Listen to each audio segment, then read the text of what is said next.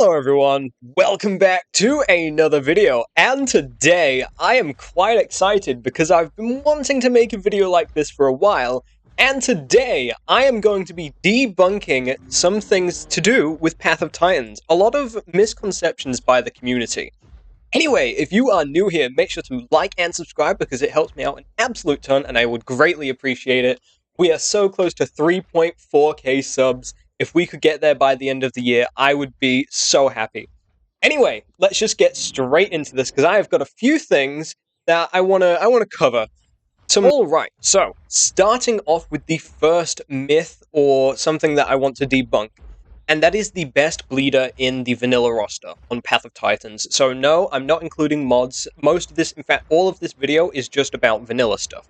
So if any of you people don't watch my content because you prefer to, only do vanilla, this video might be for you. So, the best bleeder in the vanilla game, what could it be? What could it possibly be? The Stegosaurus is a big hint. Because it is actually Stegosaurus. Now, the way bleed works is you get hit and, a dinosaur will do like 0.5 bleed as an attack, that'll hit you, and yeah, you understand how that works. It'll do a certain amount of bleed to you. But, did you know the maximum amount of bleed you can have at any time is 2? Not like 2 minutes or anything, but the 2. That is the amount of bleed you can have. Not the number of time, but how much you can actually have on your dinosaur at once. It is 2. And, as much as people think that Tyranititan does the most bleed on the vanilla roster, or like Concavenator does or something, no. They can debuff your bleed, yes, and do a pretty substantial amount, but Stegosaurus takes the cake. This thing, with a single attack, can give you 2 bleed, do the maximum amount, no matter what. If it charges its tail with the charged tail attack to the max and hits you, if it doesn't hit your tail, bam, you have the maximum bleed possible in the game in 1 hit, which is insane. Even Tyranititan needs to take, I think, a good 2 or 3 bites to actually apply that. Plus, then it has to debuff your bleed to actually, get some much out of it, because it doesn't do a lot of damage. But Stegosaurus, oh my god, this thing, it's not as quick as Titan. Titan runs 925, Stego runs 900 exactly on the dot. But, considering it can do max bleed in a single hit, I think that's pretty ridiculous, don't you?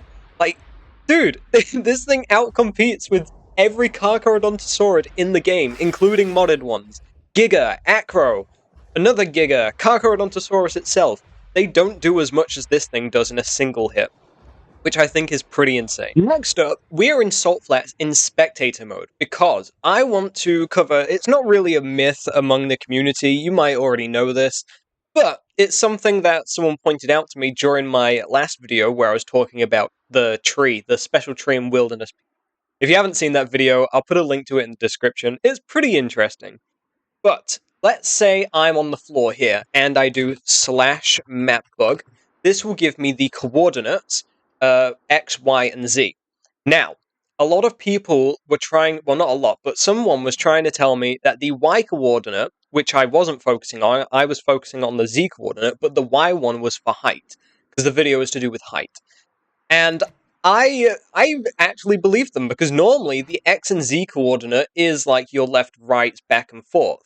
However, Path of Titans is different, so I'm on the ground here, and my Y is 52,000, or minus 52,000, and the Z is minus 3,000. Now, if I just fly up a little bit and then do /mapbug again, without moving, would you look at that? My X and Y coordinates have stayed the same, but the Z coordinate is now a higher number, because minus 2,000 is bigger than minus 3,000. So, I generally had a little trip. I was like, no way, my entire video on this was wrong.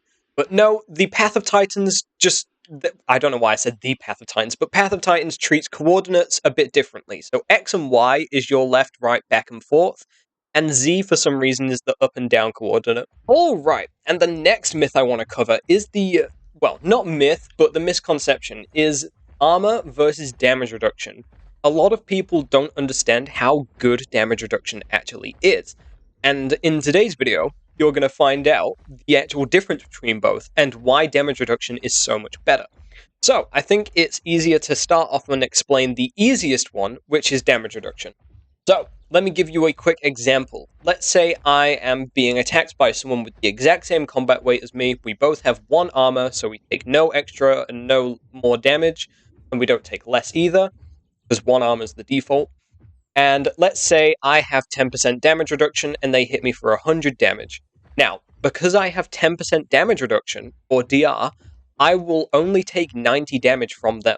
I instantly get 10% of all the damage they could possibly do, just ignored, which is insane.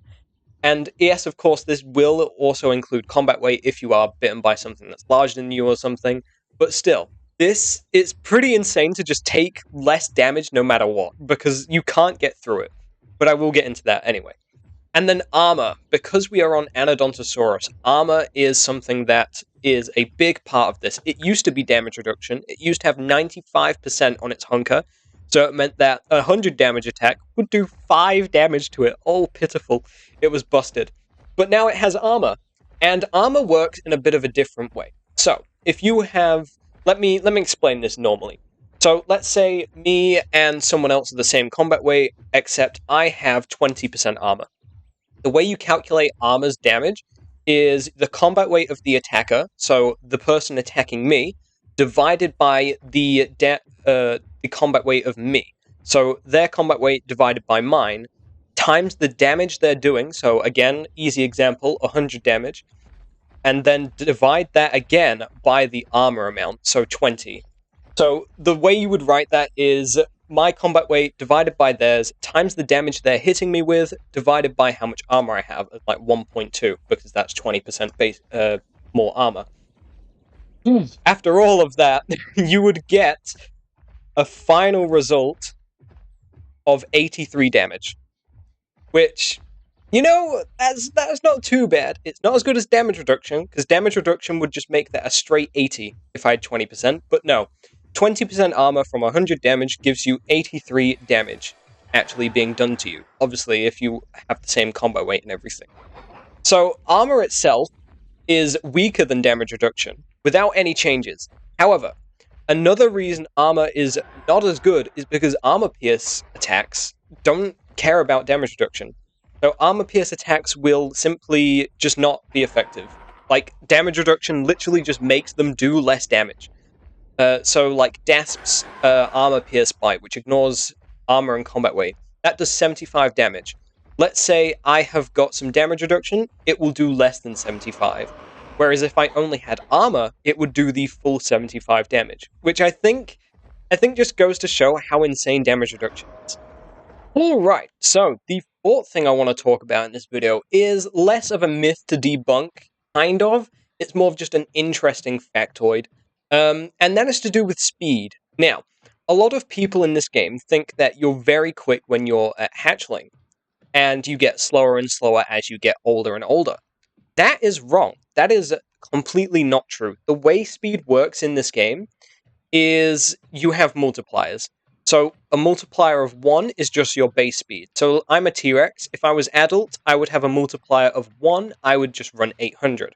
However, juvenile is actually the quickest speed you can have, because hatchling has a multiplier of 1 as well. So a hatchling T-Rex is the same speed as an adult, but due to the much smaller stride length between steps, you're actually slower.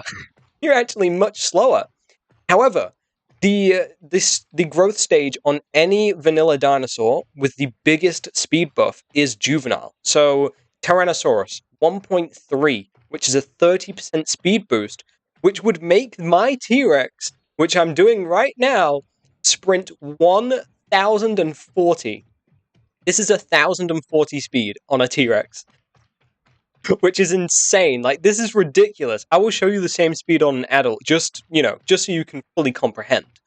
But you get slower from juvenile. So at hatchling, your normal speed is adults for some reason, and then when you hit juvenile, that's your top speed, and then you get slower as you get older. So a adolescent T-Rex has a multiplier of 1.2, 20% speed, which, fun fact, is the same speed bonus you get from T-Rex's ambush, And then subadult, you're at 1.1, which is only 10%, and then at adult, you finally hit your normal base speed, which is just a multiplier of 1. I just think that's pretty interesting. Anyway, let me show you the T-Rex as an adult with the with the full 30% movement speed.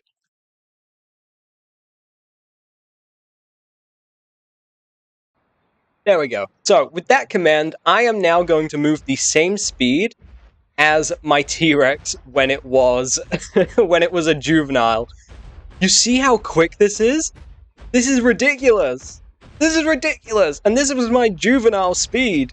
Alright, so I am on an ear-trike, and the next misconception is that food and water don't do anything to your health regeneration. A lot of players, for some reason, don't know about this, or even think about it. But it is true. The lower your food and water is, the slower you will heal. So you want to make sure you have got plenty of food and water, not just to avoid taking starvation damage. And to showcase this, I am on a trike, which I have set my maximum health to 100. I'm going to heal myself to get the maximum food and water, and then I'm going to set my health to 1, and I'm just going to sit here. So you see how quickly I'm healing? Just with, I do have 100 health at maximum, but you see how quick I'm healing due to my hunger and thirst being really high? Now, what I'm going to do is I'm going to lower both of them to a really low amount, set my health back down to 1, and you guys can simply see the difference in speed yourself. Alright, so I've lowered my health and I've lowered my hunger and my thirst. There is my health, and look at the difference in speed. Now, I know this is where I'm basically starving to death. I only have 50 hunger and 50 thirst. But look at the difference in speed. I myself did not know how significant of a change this was until I saw it today. Look at that. The exact same max health, the exact same everything. I just have lower hunger and thirst. And that is the difference in healing speed. It is ridiculous. Now, why is this important? Well, if you're playing a bleeder like a Carcharodontosaurus or Tyranotitan and you're trying to bleed out something, you need to make sure your health regens pretty quick so you can keep trading. So you bleed your target, and then you heal whilst your target's bleeding. Keep doing that over and over. That's something. Well, that's just how bleeding works in this game. But if your hunger and thirst isn't very high, you're not going to be healing very quickly, which means you can't do that tactic. Also, look at this little critter. Look at that goober. But anyway, I just thought it would be pretty important to show you guys that yes, your hunger and thirst does matter. No matter what you're playing on, if you're a herbivore or carnivore, it does matter when you're trying to regenerate your health. Alrighty, so we are here at the end of the video. I hope you've enjoyed, and hopefully this video has helped you out quite a bit, or at least some amount. I tried to make it not too long, also a bit concise, tried to keep out a lot of the yapping I normally do. I know some of you don't mind it, but at the same time, this is a video that I want to make to help people, so I think it would be better if it was shorter, and you guys would be able to use your time to get this information quickly and clearly and concisely. And hopefully I've done that. I really do hope I've done that, because I do just want to help you guys when it comes to this game and its mechanics. I don't know why. This is the ending of the video, so I am just going to yap a little bit. I do love messing about with game mechanics a lot. It's probably one of my favorite things, other than playing the game just by itself. You might know this from me. I generally do just like digging into things and breaking stuff and just having a bunch of fun doing some goofy stuff you're not supposed to normally do, like getting out of the map or anything. And I enjoy that I get to share it with you guys, and I appreciate it a lot. So anyway, yes, this was a bit of a different outro. I know, a bit more personal. Whoops. But anyway, thank you all so much for watching. I hope you've enjoyed. Make sure to like and subscribe. Again, we are nearly at 3,400 subscribers. Dude, if we can hit that by the end of this year, that's going to be insane. Or maybe even 3.5. If we could get there, I might have a heart attack and die. Anyway, thank you all so much for watching. I hope you have a wonderful day, and I hope this video helped you. Have a great day, everyone, and I'll see you in the next one. Goodbye.